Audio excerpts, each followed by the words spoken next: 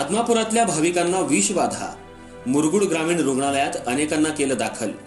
आदमापूर तीर्थस्थळी उघड्यावरील लस्सीची विषबाधा होऊन रात्री 11 वाजता मुरगुडच्या ग्रामीण रुग्णालयात उपचारार्थ अनेकांना दाखल करण्यात आलं।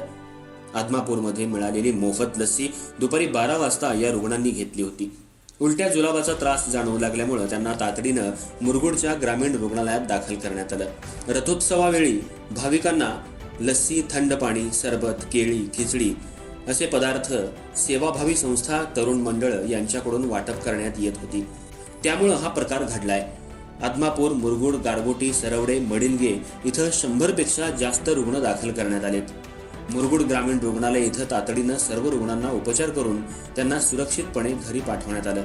यावेळी रुग्णालयाच्या वतीनं त्यांच्या जेवणाची सोय देखील करण्यात आली होती।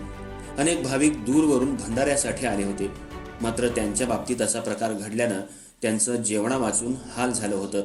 हीच अडचण ओळखून ग्रामीण रुग्णालय प्रशासनानं त्यांच्या जेवणाची सोय केली। अनेक पेशंट्स पोटदुखीमुळे आणि उलटीमुळे त्रस्त झाल्याचं दिसून आलं, मात्र यावेळी प्रशासनानं योग्य ते उपचार करत त्यांना सुरक्षितपणे घरी सोडलं।